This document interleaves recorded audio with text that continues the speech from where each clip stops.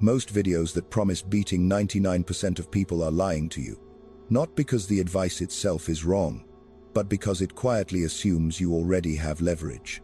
In 2026, you do not beat 99% by working harder, waking up earlier, or building better habits.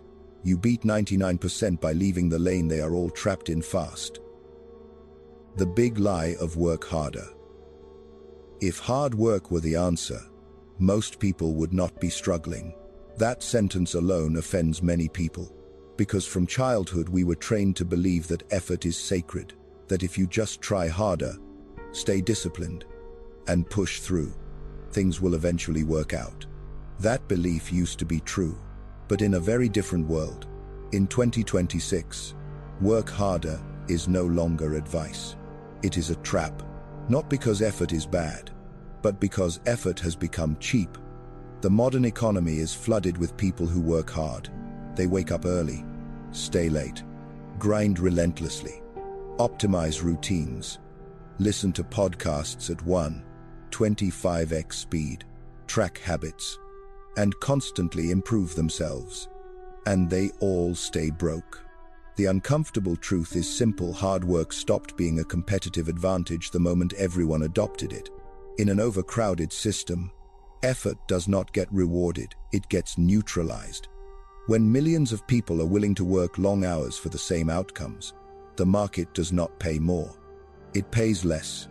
This is why telling people to just work harder today is like telling them to run faster on a treadmill that is already at maximum speed. You burn more energy, but you do not move forward. Yet almost all mainstream success advice still starts there: wake up earlier, be more disciplined, remove distractions, optimize habits. All of this assumes one thing that is no longer true: that effort still has leverage. It does not. In 2026, effort is abundant, time is abundant, talent is abundant, leverage is scarce. The biggest lie people believe is that they are losing because they are not trying hard enough, when in reality, they are losing because they are playing a game designed to absorb effort without producing disproportionate returns. Look at the lanes most people are in: corporate jobs, freelance marketplaces, small local businesses, content platforms dependent on algorithms. These lanes are saturated. They reward compliance, consistency, and predictability, not breakthrough.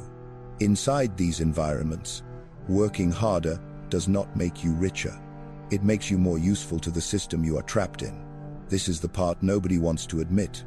When you double your effort in a crowded lane, you do not double your income. You stabilize your position. You become more reliable, more dependable, and more replaceable, just slightly harder to fire. That is not progress. That is containment. The reason this lie persists is psychological, not economic. Work harder feels moral. It feels virtuous.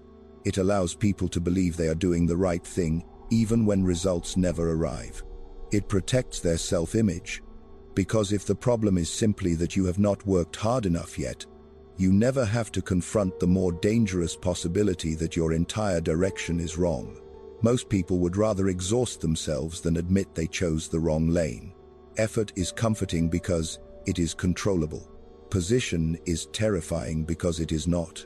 No one likes to hear that the game itself is broken for them, especially after they have already invested years into it. So instead, they double down. They wake up earlier, optimize further, consume more advice, become more disciplined, and sink deeper. This is why motivation content thrives. It gives people something to do without forcing them to change where they stand. It keeps them busy. But money does not care how busy you are. It cares where you are positioned. In 2026, the economy does not reward people who work the hardest. It rewards people who are hardest to ignore. Those are two very different things. Hard work made sense in eras where effort was scarce, when showing up on time already put you ahead, when information was not free, when competition was limited by geography. That world is gone. Today, effort is global. You are competing with millions of people across time zones who are just as hungry, just as disciplined, and often willing to work for less. In that environment, effort becomes a baseline, not a differentiator. The market does not ask who worked hardest, it asks who controls something scarce. And most people do not control anything scarce. They control their time, their effort, their discipline, all of which are abundant. They do not control leverage. This is why so many people feel stuck despite doing everything right. They followed the advice, stayed consistent, and remained patient. But patience inside a dead-end lane only means arriving at the same place more exhausted. The truth is brutal, but simple hard work does not create escape velocity. Position does. Most people sense this subconsciously. That is why resentment appears when others succeed quickly. Must be luck, must be privilege, must be timing. These explanations protect them from the real conclusion that effort alone was never enough. The system does not reward effort equally. It rewards effort applied at leverage points. And if you are not near one of those points, your effort gets diluted. Think of it this way: you can pour water endlessly into sand and it disappears. Or you can pour a small amount into a container and it accumulates. Most people are pouring effort into sand and wondering why nothing fills up. Because they were taught that effort equals virtue. They assume the problem must be them, not the container. So they pour more. This is why telling people to just work harder is not neutral advice. It actively keeps them trapped. It keeps them focused on intensity instead of direction, discipline instead of leverage, behavior instead of position. That is exactly why it is repeated everywhere. Advice that does not threaten the structure gets amplified. Advice that questions the lane itself does not. In the next part, something even more uncomfortable will be exposed. Why being surrounded by other hard-working people is one of the fastest ways to stay average. Why the crowd itself is a penalty. And why the moment you step into the same lane as everyone else, you have already accepted a ceiling no matter how disciplined you are. Because money avoids crowds, and until that is understood, every ounce of effort added only makes you better at staying exactly where you are. The crowd penalty. Most people believe safety comes from doing what everyone else is doing. That belief feels logical. If many people choose the same path, it must be stable. If a lane is crowded, it must be proven. If something is popular, it must work. This is one of the most expensive assumptions a person can make. Because in reality, being in the same lane as the crowd does not protect you. It penalizes you. Crowds do not create opportunity. They consume it. Every time a lane becomes safe, it also becomes saturated. And the moment a lane is saturated, returns collapse. This is not a moral statement. It is a structural one. The modern economy punishes predictability, and nothing is more predictable than a crowd. Think about what people call safe choices: a stable job, a respectable career, a skill everyone recommends learning, a business model that already has thousands of tutorials on YouTube. These things feel safe because they are familiar. But familiarity is not safety, it is visibility. And visibility attracts competition. When you choose a lane because it feels safe, what you are actually choosing is a lane where millions of other people already are, or are actively moving into. And when supply explodes, value dies. This is why following mainstream advice almost guarantees average outcomes. Not because the advice is wrong in isolation, but because it directs too many people to the same destination. Learn to code, start a dropshipping store, become a freelancer, build a personal brand, create content. None of these are bad ideas, but the moment they become mass advice, they stop being leverage. The market does not reward what is common. It discounts it. Yet society keeps pushing people toward crowded lanes intentionally, because crowded lanes are easier to manage. Predictable people are controllable. Scattered ambition is dangerous, but organized ambition, moving through narrow, defined paths, is easy to absorb. This is why the system constantly promotes stability. Stability sounds responsible. Stability sounds mature. Stability sounds like adulthood. But stability, in economic terms, often means something very specific: low variance, low upside, and total dependence on continuity. Stable paths are designed to keep things running, not to create outsized outcomes. This is the critical distinction most people never learn to make. Stable does not mean scalable. A stable system works as long as nothing changes. A scalable system grows faster than the effort put into it. Most people spend their lives optimizing for stability and then wonder why they never experience exponential results. They choose jobs where income increases linearly. They choose businesses that require constant presence. They choose skills that cap out quickly. They choose environments where growth is incremental by design. And they call this being realistic. But realism, when shared by millions, becomes a ceiling. Crowded lanes reward compliance, not initiative. They reward reliability, not leverage.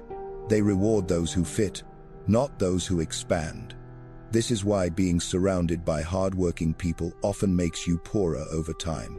Because effort compounds only when it is applied in uncrowded territory. In a crowd, effort cancels out. Everyone is trying. Everyone is grinding. Everyone is improving. So the advantage disappears. What remains is price competition, burnout, and marginal gains. This is why people in crowded lanes obsess over optimization. They optimize schedules, workflows, productivity, habits, because when direction cannot change, intensity becomes the only variable left. But intensity inside a crowded lane does not produce escape. It produces exhaustion. The crowd penalty works quietly. It does not look like failure. It looks like stagnation. You are busy, functional, surviving but capped. The most dangerous part is that the penalty feels like responsibility. You tell yourself, at least I'm being sensible. At least I'm not reckless. At least I'm doing what makes sense. Meanwhile, the structure quietly extracts your upside. This is why society praises reliability so much. Reliable people do not disrupt systems. They do not create volatility. They show up, perform, and repeat. From the system's perspective, that is ideal.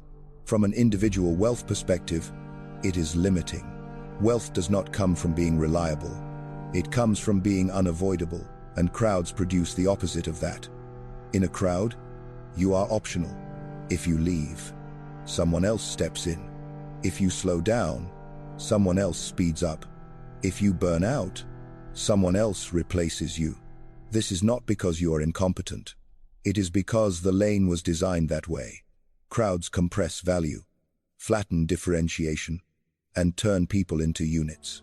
No amount of personal branding, mindset work, or motivation can override that structural reality.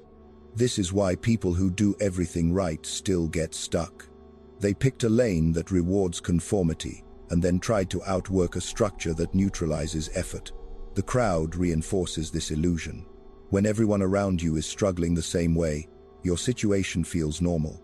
You compare sideways instead of upward. You measure progress relative to peers, not potential. This is how ceilings become invisible. The crowd does not just limit your income, it limits your thinking. It normalizes scarcity, slow growth, and compromise. And because everyone around you accepts those constraints, questioning them feels irrational, even dangerous. This is why leaving a crowded lane feels terrifying. Not because it is objectively impossible, but because you lose the psychological cover of normal. Once you step away from the crowd, you lose collective validation. No shared excuses, no shared timelines, no shared definitions of success. That is the real cost most people cannot pay. They would rather be wrong with everyone else than uncertain alone. And this is exactly why money avoids crowds.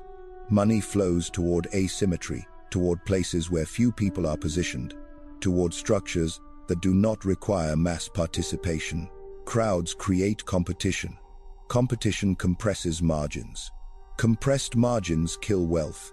This is why real leverage almost always looks strange at first. It has no clear roadmap, no universal approval, no thousands of tutorials. If it did, it would already be crowded.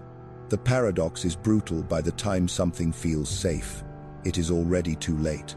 This leads to a rule that governs almost all financial outcomes, yet is almost never stated directly.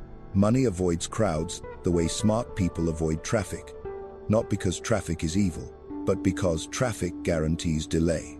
You do not get ahead by driving faster inside a traffic jam. You get ahead by choosing a different route entirely. In the next part, we will talk about why most people mistake movement for progress, why busy is often just another form of stagnation, and how the fear of standing out quietly keeps people trapped in lanes that can never scale. Because the crowd penalty does not end with where you work. It follows you into how you think. Why discipline doesn't make you rich. Discipline is one of the most misunderstood concepts in modern success culture. It is praised relentlessly, romanticized endlessly, and treated as if it were a shortcut to power. But discipline does not make you rich. It makes you reliable, and those are not the same thing. In today's economy, discipline is not leverage. It is the baseline. You are not special because you wake up early. You are not rare because you work out. You are not ahead because you follow a routine. You are not dangerous because you are consistent. You are simply compliant with expectations that millions of other people already meet. This is where most people get confused. They mistake self-control for strategic advantage. They mistake structure for progress. They mistake cleanliness for usefulness. Discipline helps you stay inside a system longer. It does not help you escape it. In many cases, discipline actually makes people easier to trap, because a disciplined person will tolerate more. They will endure more. They will stay longer in low-leverage positions because they are trained to push through. This is why so many disciplined people feel a quiet resentment they can't fully explain. They did everything right. They followed the rules. They optimized their lives. And yet the payoff never came.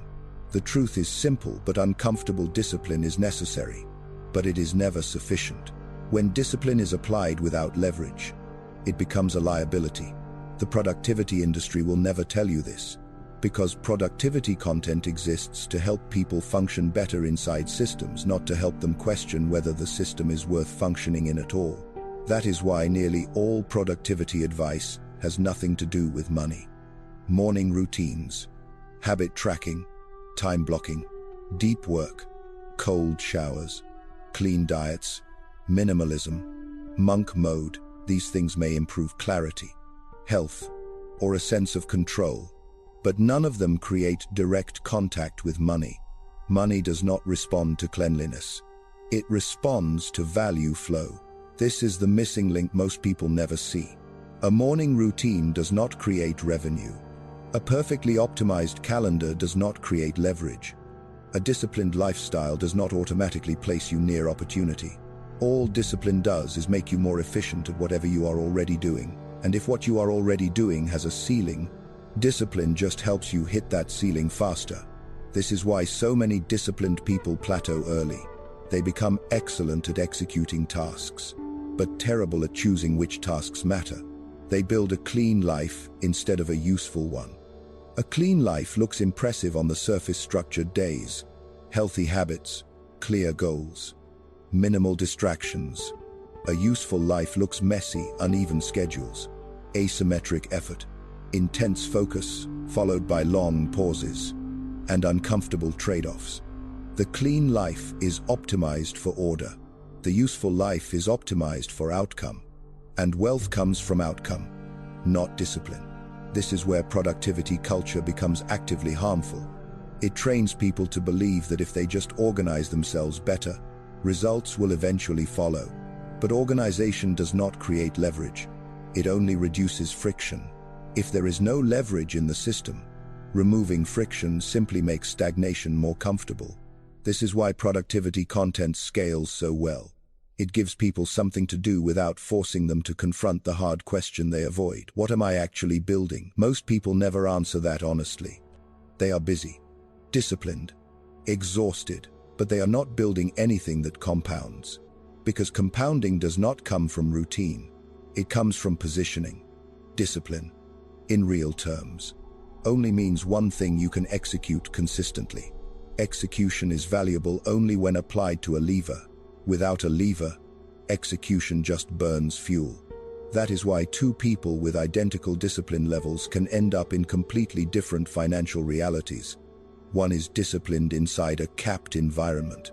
The other is disciplined near a leverage point. Same effort, same consistency, radically different outcomes.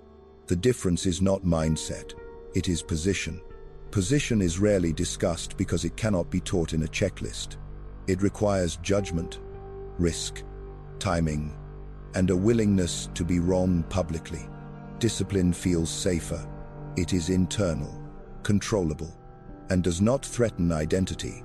Positioning does. If you choose the wrong position, no amount of discipline will save you.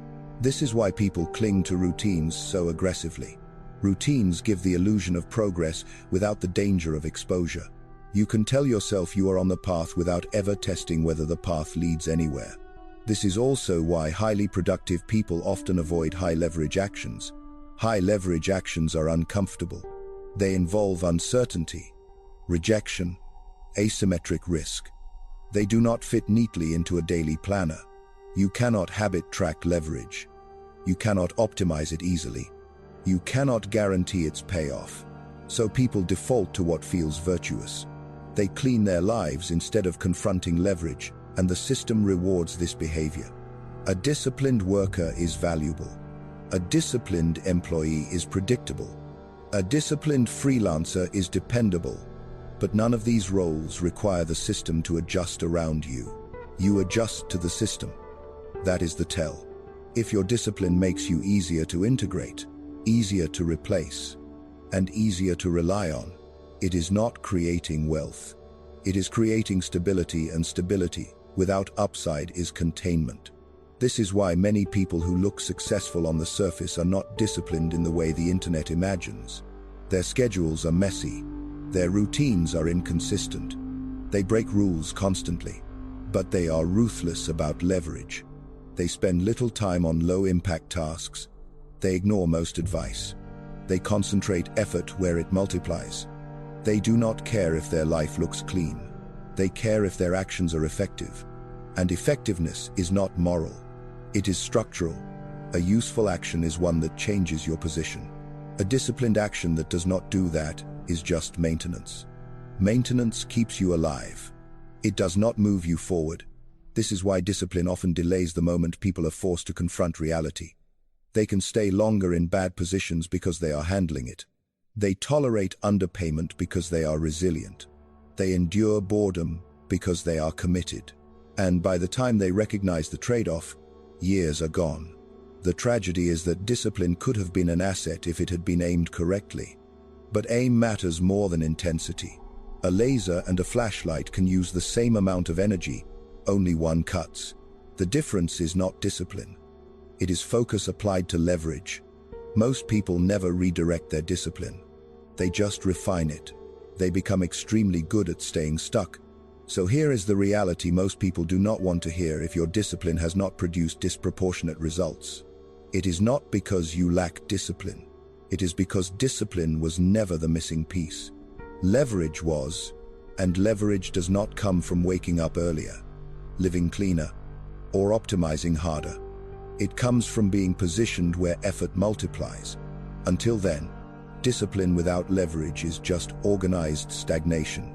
In the next part, we are going to dismantle another illusion that keeps people trapped: the belief that stability is a virtue, and why the things that feel safest financially are often the very things that make real wealth impossible. The positional truth about money. Money does not flow to effort. It does not flow to intelligence, morality, or even discipline. Money flows to positions.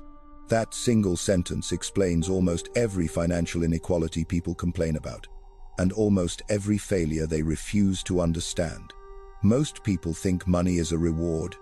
It is not. Money is a response to pressure, to dependency, to structural importance. If you want to understand why some people are paid absurd amounts while others grind endlessly for crumbs, You have to stop asking who works hardest and start asking a far more uncomfortable question. What breaks if this person disappears? That is the only metric that matters. Position is not your job title, your credentials, or your skills in isolation. Position is the relationship between what you do and what the system needs to keep functioning. A position exists only when your absence creates cost, delay, risk, or chaos. No absence, no leverage, no money. This is the brutal truth modern society avoids teaching. Because once people understand position, they stop accepting moral explanations for financial outcomes. They stop believing money is about fairness. They start seeing the structure. So let's define position clearly. A position is a point in a system where decisions bottleneck, where value concentrates, or where consequences accumulate. It is not about how much you do. It is about how much your absence hurts. Most people never think this way. They think in tasks, hours, effort, and compliance. They ask how to become better at what they do. That question keeps them replaceable. The correct question is far more dangerous. What role do I play that cannot be easily removed, outsourced, or ignored? Very few people want to ask that, because the answer is often uncomfortable. It forces you to confront the possibility that what you do does not actually matter structurally, that you are busy but not essential, active but not critical, visible but not necessary. This is where ego collapses. To understand how money really flows, you have to understand the three positional layers that govern every system on Earth. The first layer is the replaceable position. This is where the majority of people live and die.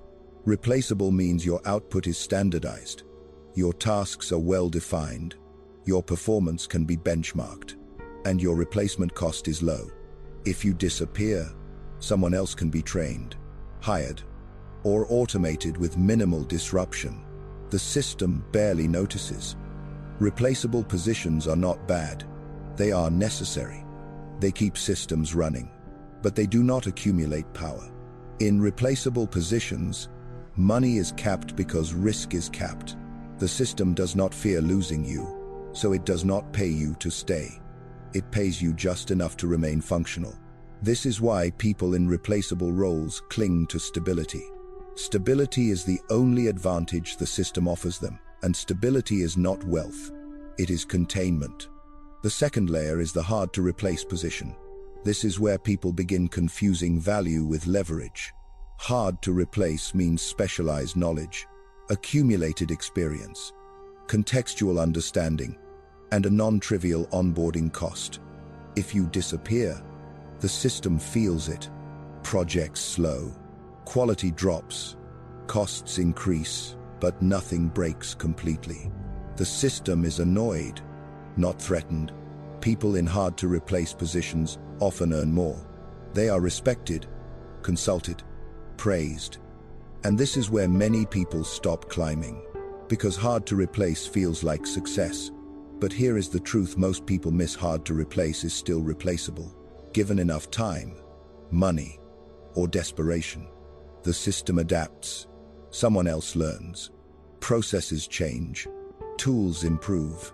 Your edge erodes. You are valuable, but not indispensable. Your leverage exists, but it is temporary. This is why people in this tier live with quiet anxiety. They sense their value, but they also sense how fragile it is.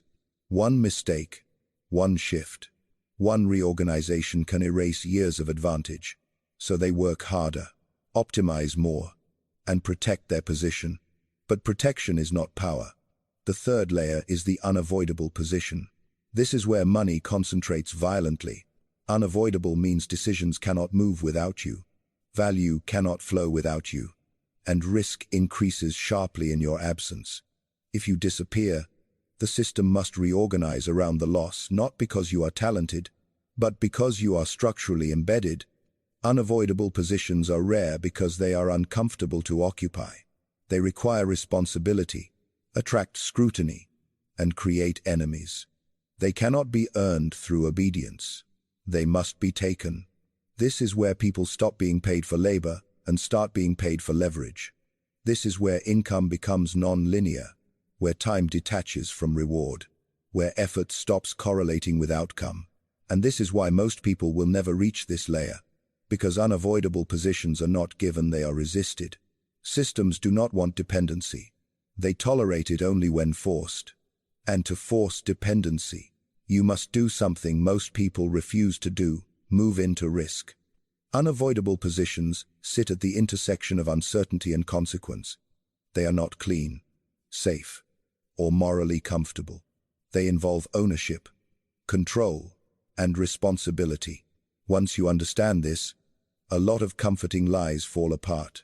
You begin to see why society avoids teaching position. Because if people understood position, they would stop optimizing behavior and start questioning structure. They would stop chasing promotions and start asking who actually decides. They would stop polishing resumes and start building choke points.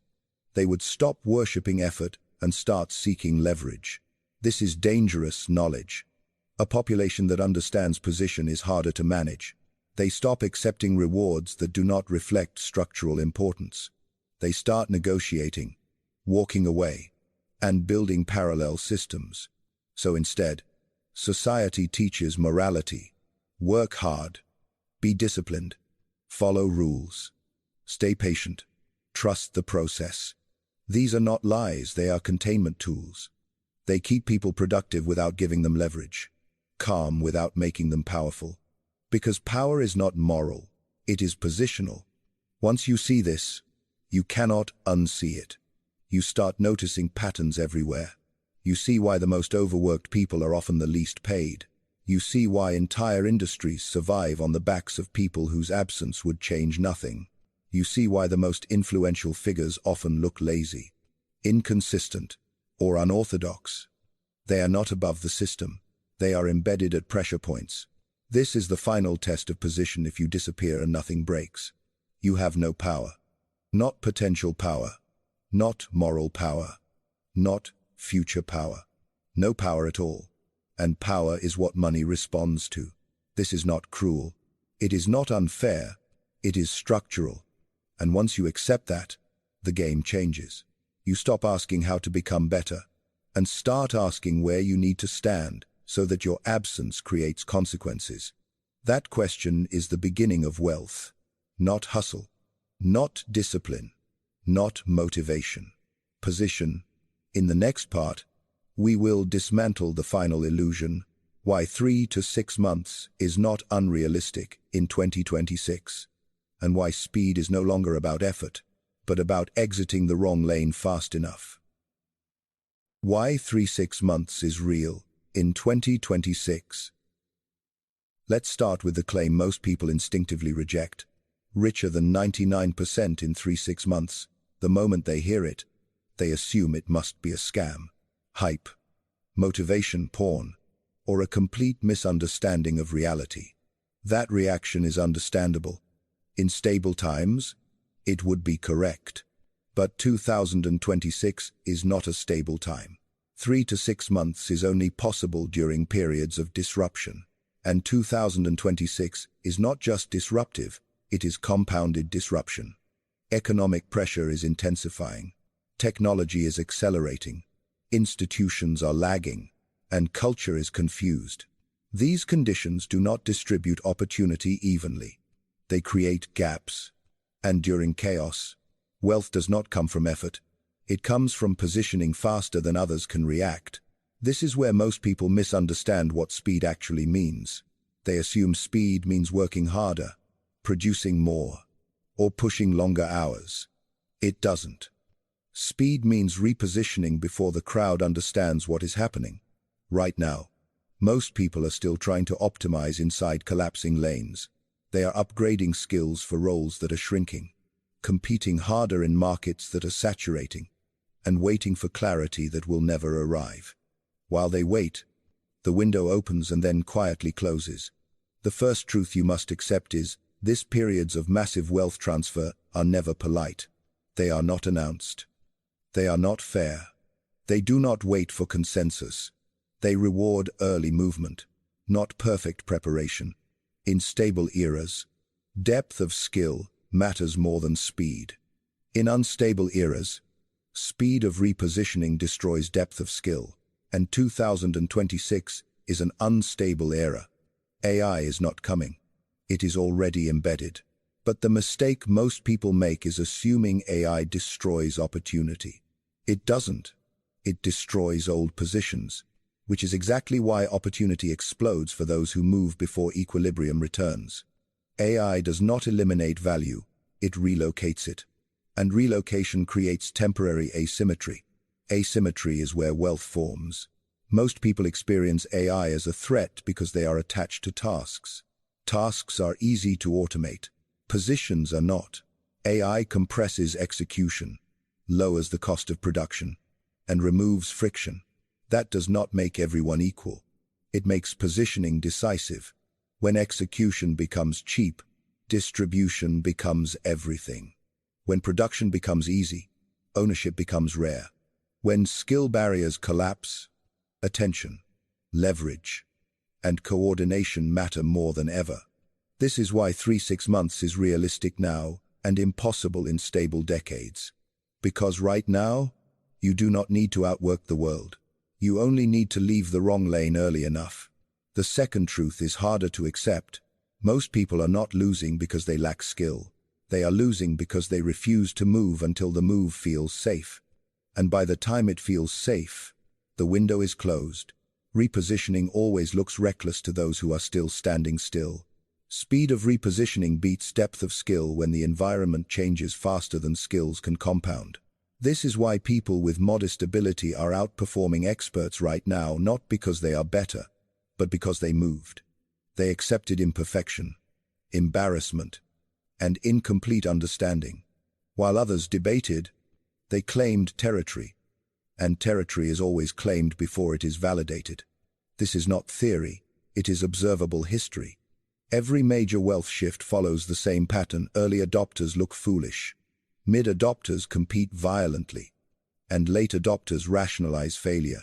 Different technologies, same human behavior. What makes 2026 unique is that the speed of change is faster than the speed of human adaptation. Institutions move slowly.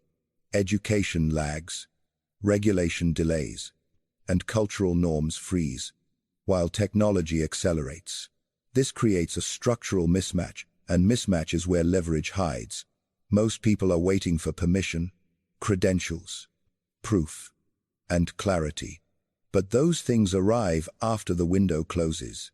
The people who win in 3-6 months are not smarter or more disciplined. They simply accept uncertainty earlier. They understand that in chaotic periods, precision is overrated. Direction matters more. Being roughly right early beats being perfectly right too late. This is why speed is not about productivity. It is about decisiveness to exit overcrowded lanes, to abandon sunk costs, and to tolerate short-term instability in exchange for long-term leverage. Here is the part no one wants to hear. Most people cannot move fast because their identity is tied to their current lane. Their degree, job title, narrative, and past effort are emotionally embedded. Leaving feels like admitting waste, failure, or being wrong, so they stay. And staying feels responsible. But responsibility to the wrong structure is self-sabotage. The winners of 2026 will not be those who double down on mastery alone. They will be those who spot emerging leverage, attach themselves early, and build around it before saturation. AI does not reward expertise in isolation. It rewards interface builders, people who sit between demand and solution, problem and automation, attention and execution. These interfaces barely existed 5 years ago, and that is precisely why 3-6 months matters. By the time they are obvious, they are crowded. The window is not infinite. It is fragile. It exists because most people are still arguing about AI instead of repositioning around it. They debate ethics, regulation, and whether it is real, while others are already extracting leverage. This is how the crowd penalty compounds. When uncertainty rises, Most people freeze. They wait for authority to speak, rules to stabilize, and leaders to clarify. But wealth forms before rules solidify. Once rules arrive, leverage compresses. This is why speed matters now, not speed of execution, but speed of decision. The decision to leave collapsing lanes, stop optimizing what is being commoditized, and step into ambiguity while others demand certainty. You are not competing against the smartest people. You are competing against hesitation, and hesitation is everywhere, which leads to an uncomfortable conclusion. You are not late. The opportunity window is still open, but it is closing, and the difference between those who win and those who miss it will not be intelligence or work ethic. It will be whether they moved while others were still thinking. You are not late. You're just still standing still. In the next part, we will expose the final barrier, the psychological reason most people will read everything so far and still do nothing. Because information is not the bottleneck. Identity is. The only 3 moves that matter. At this stage, most people start asking for tactics. They want steps, tools, and systems they can copy without changing how they think. That instinct is exactly why they fail. Beating 99% of people does not require endless habits, perfect routines, or extreme discipline. It requires 3 decisions, and almost everyone refuses to make them, not because they don't understand them, but because each decision demands a form of loss that feels psychologically unbearable. If you want to win, you don't need to do more. You need to stop playing the wrong game. And the wrong game is optimization inside a losing lane. The first move is exiting any lane that does not touch money directly. This sounds obvious, but it isn't. Most people are not broke because they are lazy. They are broke because their effort is structurally disconnected from revenue. They operate in lanes where value is abstract, impact is delayed, and reward is filtered through layers of approval. They are paid after value is interpreted, not when it is created. If your performance does not immediately influence money, you are not in a wealth lane. You are in a support lane. Support lanes stabilize systems. They do not enrich individuals. They reward reliability, not leverage. The trap is that these lanes often feel meaningful, respectable, and busy, which is why people stay and tell themselves it will pay off later. But groundwork without proximity to money is just delayed irrelevance. The honest test is simple: if you perform twice as well, does more money appear immediately? If the answer is no, your value is judged, not priced, and judged value is always capped. Exiting these lanes feels irresponsible because society glorifies contribution without consequence. But money does not reward contribution. It rewards exposure to risk, demand, and outcome. That discomfort is the entry fee most people never pay. The second move is repositioning into a role with direct money contact. This is often misunderstood. Money contact does not mean scams, manipulation, or sales stereotypes. It simply means your actions directly influence revenue, without permission, interpretation, or delay. If you do something well, money moves. If you don't, it doesn't. Creators, deal makers, owners, and operators tied directly to revenue have money contact. Support roles do not. This matters because money contact creates fast feedback, and fast feedback destroys illusion. You immediately see what works, what doesn't, what people actually pay for, and what they only pretend to value. This is why money contact terrifies people. It removes excuses. You can't hide behind effort, credentials, or intentions. The market responds instantly. Without money contact, you optimize blind. With it, reality forces alignment. Money contact does not require mastery, it requires relevance. You don't need to be the best. You need to be useful in context. AI has made this unavoidable. Execution is cheap, production is fast, and what matters is connecting demand to solutions and capturing value. The third move is compressing effort into a short, aggressive time window. This is where most people sabotage themselves even after making the first two moves. They think long-term. pace themselves, and aim for sustainability. That mindset is poison during repositioning. Long-term thinking only works once you are already in the right lane. If you are in the wrong lane, thinking long-term just means staying wrong longer. Short-term intensity is not about burnout, it is about escape velocity. You are not building a perfect system. You are breaking dependency on paychecks, approval, certainty, and identity. Compressing effort collapses feedback loops, exposes false assumptions quickly, and reveals leverage fast. That is why 3-6 months matters. Time pressure kills bullshit. You stop polishing, preparing, and pretending. You act. Most people spread effort thin because it feels balanced. But balance favors systems, not individuals. Systems reward moderation and predictability. Breakout requires imbalance. Short-term obsession beats long-term intention when the goal is repositioning. These 3 moves are not complex, but they are psychologically brutal. Leaving non-money lanes costs identity. Moving into money contact costs comfort. Compressing effort costs security. Most people would rather add habits than subtract safety. They prefer improvement over repositioning, productivity over vulnerability. So they optimize the wrong game. They build routines, refine workflows, and stack credentials while remaining replaceable. This is why people fail today, not because they lack information, but because they refuse to let go of what makes them feel secure. Beating 99% does not require genius. It requires exiting comfort faster than others. That's it. In the next part, we confront the real barrier, why people can understand all of this and still stay stuck. Because logic is not the enemy. Fear of identity loss is why most people will fail even after this video. At this point, an uncomfortable truth has to be stated clearly. Most people who watch this video understand every word and agree with every insight will still fail. Not because the ideas are wrong, not because the timing is bad, and not because they lack intelligence.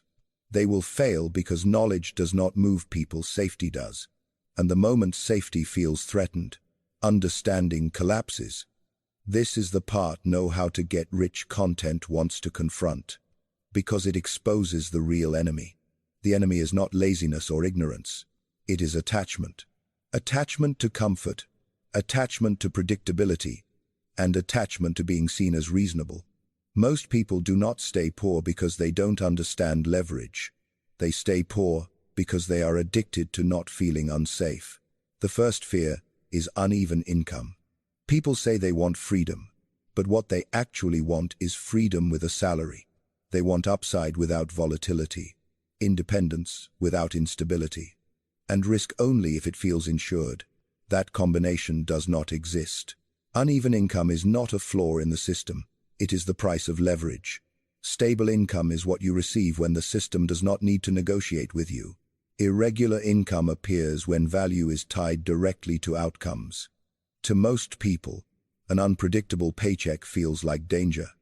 Even when the average is higher, the ceiling is removed, and the long-term math is obvious. The emotional brain does not care about averages.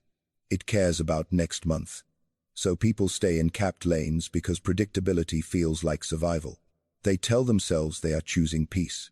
But what they are really buying is emotional anesthesia. The second fear is being seen as stupid. This destroys more potential than failure ever could. Many people will tolerate years of under-earning, but they will not tolerate a few months of looking foolish. They fear explaining unconventional choices, being misunderstood, being judged as reckless, or being talked about behind their back, so they choose paths that look intelligent, respectable, and easy to justify. This is social self-defense, and it is lethal. Breakthrough paths almost always look irrational at first. They violate norms, ignore credentials, and skip steps. That means the early phase comes with ridicule. Most people would rather be quietly miserable than visibly wrong. They prefer slow failure to loud risk, and so they never leave the pack. The third fear is darker, the fear of succeeding in a way that feels low status. People are not only afraid of failing, they are afraid of winning the wrong way. They want wealth that looks noble, clean, and admirable. They want to feel superior while succeeding. As a result, they reject opportunities that feel too simple, unglamorous, beneath their identity, or morally uncomfortable. They say things like, "That's not me," or "I want to do something meaningful." Often, meaning is just a mask for avoidance. The market does not care about your self-image. It pays for utility. And utility is often boring, unsexy, and invisible. This is why many people choose to struggle doing things they are proud of rather than win doing things they secretly look down on. Ego is expensive. The fourth and most dangerous force is addiction to comfort. Comfort is not rest. Comfort is avoidance without pain. It is the ability to delay decisions without immediate consequences. It is staying busy instead of being exposed. It is routine, predictability, and low emotional friction. And it is chemically addictive. Predictability lowers stress.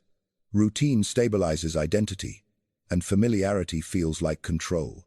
Even when comfort is quietly destroying someone's future, they defend it. They rationalize it, normalize it, and romanticize it. They say things like, "At least I know where I stand," or "At least I'm not stressed." But comfort is not neutral. Comfort is a trade, and the currency is potential. Every month spent optimizing comfort is a month not spent building leverage. Every year spent avoiding instability widens the gap. This is why people do not move even when the path is clear. The cost is not intellectual, it is emotional. Moving requires loss of identity, loss of certainty, loss of social validation, and loss of psychological safety. Most people are not willing to experience those losses voluntarily. They would rather be unhappy than unsafe. This is why information alone never changes outcomes. People do not fail because they lack plans. They fail because they cannot tolerate the emotional withdrawal that comes from leaving comfort. Comfort is the most expensive addiction on earth. It quietly consumes ambition, time, optionality, and upside. And it charges slowly, so slowly, that people confuse decay with stability. One day they wake up and realize nothing changed, except that the window closed. This is the final filter. Not intelligence, not effort, not knowledge, but tolerance for discomfort. Those who win are not fearless. They simply decide that short-term instability is cheaper than long-term regret. Everyone else stays. They will save this video. They will quote it. They will feel understood by it. And then they will return to the same lane, the same safety, and the same excuses, not because they are weak, but because comfort feels like oxygen until you try to live without it. In the final part, all remaining illusion will be removed. No strategies, no frameworks, no promises. Only the thin line that separates those who move from those who stay, a line far thinner than most people want to admit. Real-world scenarios, 3 archetypes. Different lives, same cage. At this stage, many people begin to mentally exclude themselves. They think, "This doesn't apply to me," or "My situation is different," or "I'm not like those people." That belief is the final illusion, because once labels are stripped away, most people fall into one of 3 archetypes, and all 3 make the same positional mistake. Different lifestyles, different stories, but the same structural error. The first archetype is the employee. This is the most obvious case, which is why it is also the easiest to rationalize. Employees believe their problem is income, management, office politics, or lack of opportunity. They tell themselves that if they were paid more, if their boss understood their value, or if they just got one promotion, everything would be fine. But the real issue is not effort or recognition. It is position. Employees exist inside a lane where money is filtered. Their output does not touch revenue directly.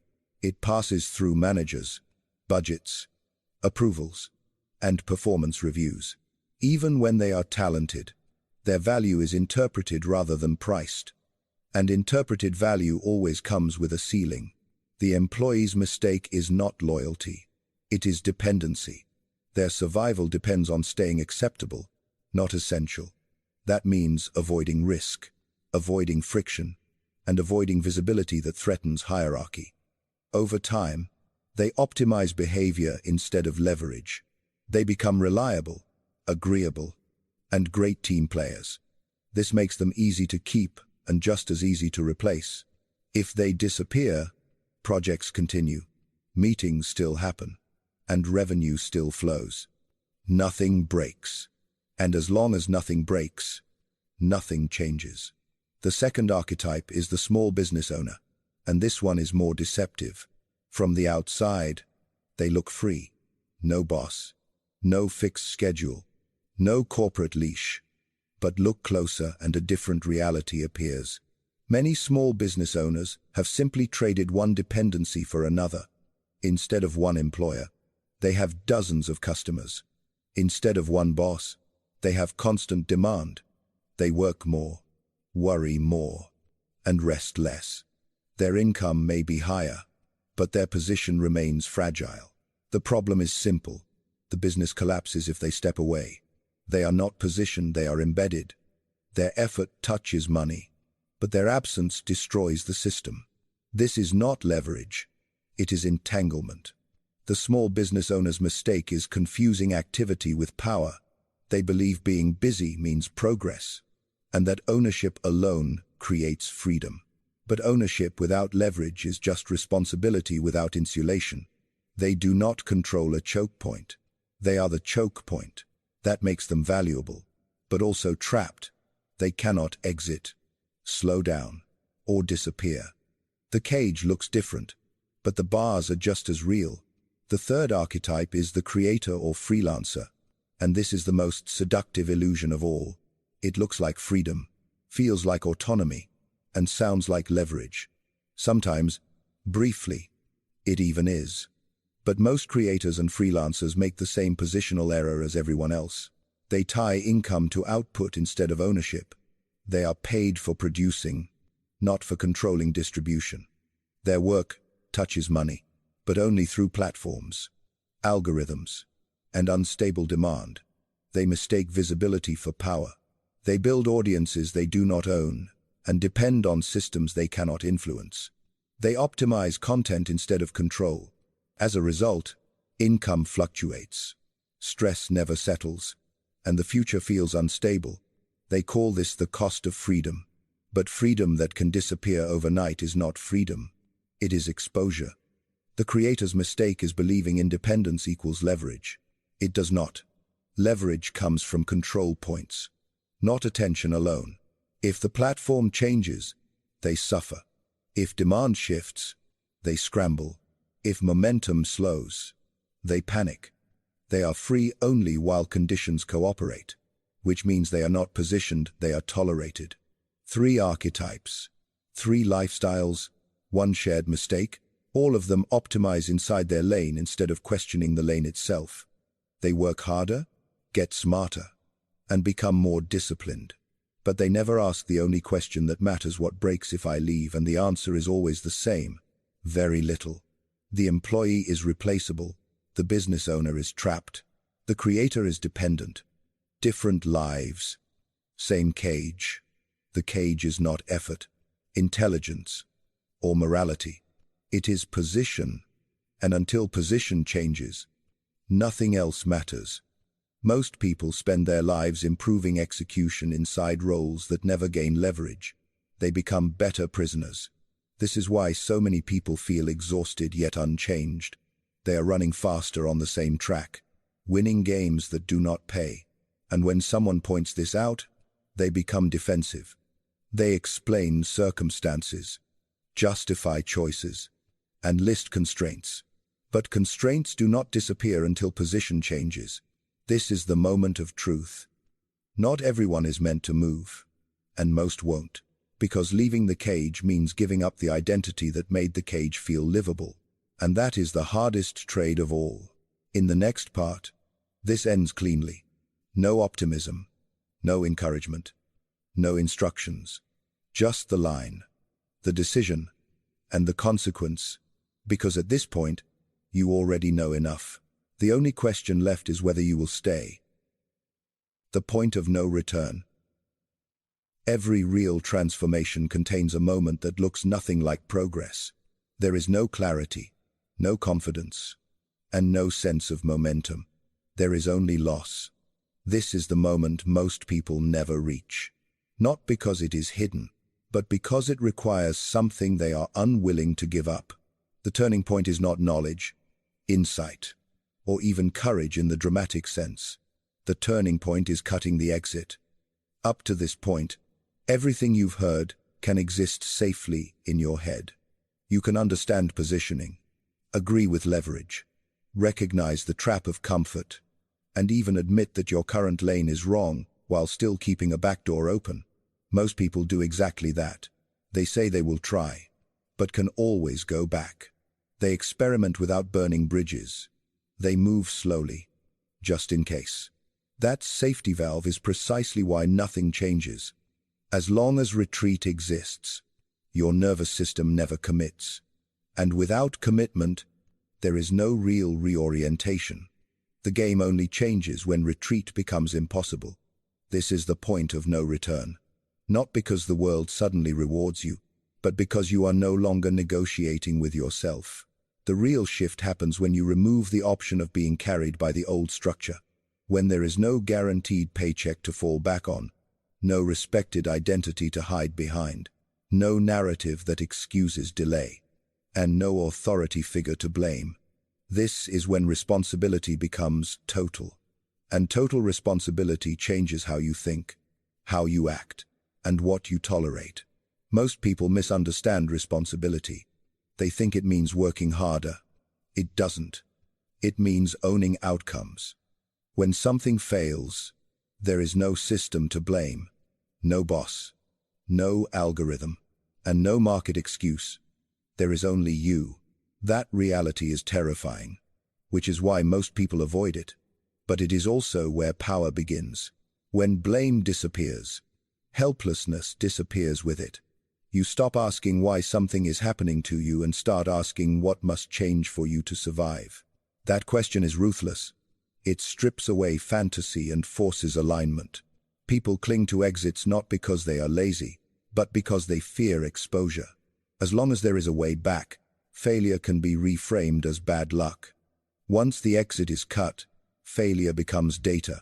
You either adapt or collapse. Adaptation under pressure is what creates leverage. This is why so many people feel stuck for years. They keep one foot in the old world and one foot in the new. They never fully leave and never fully arrive. They live in permanent transition, which feels responsible but produces nothing. The system does not respond to intention. It responds to commitment. Commitment means your behavior changes because it has to, not because you are motivated or inspired, but because there is no alternative. This is where excuses die. Excuses only survive when consequences are buffered, when rent is covered, reputation is protected, and identity is intact. Once those buffers disappear, reality speaks clearly.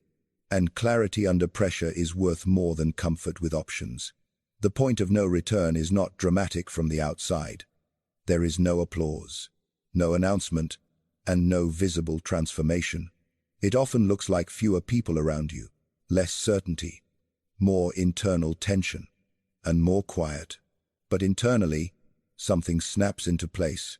You stop asking permission. You stop waiting to feel ready. You stop optimizing hypotheticals. You act because not acting hurts more. This is why people who truly break out often describe the same feeling: I had no choice.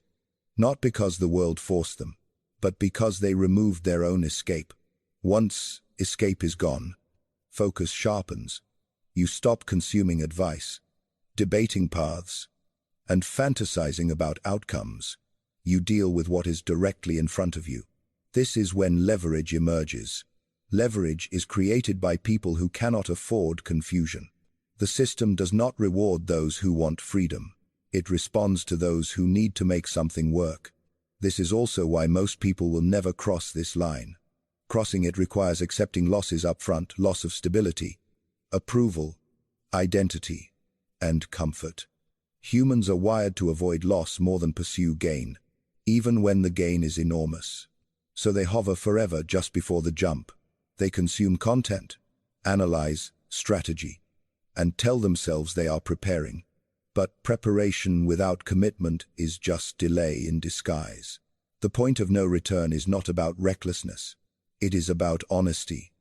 Honesty about what is no longer acceptable, what must change, and who is responsible. Once that honesty is locked in, the game stops being theoretical. You are no longer trying to get ahead. You are rebuilding your position, and there is no soft way back. That is the price. That is the threshold. And that is why freedom is rare. Because freedom begins exactly where excuses end. In the final part, nothing new will be added. No ideas, no tactics, no promises. Only the conclusion most people avoid, because once you hear it clearly, you can no longer pretend you didn't understand. And pretending is the last comfort people protect. Final blade, cold ending. There is nothing left to explain. There is no missing framework, no hidden tactic, and no final insight that suddenly makes this easy. If you are still waiting for reassurance, you already missed the point. 2026 will not reward effort, intelligence, discipline, or good intentions. It will reward speed of repositioning, not because the world is unfair, but because the world is compressing.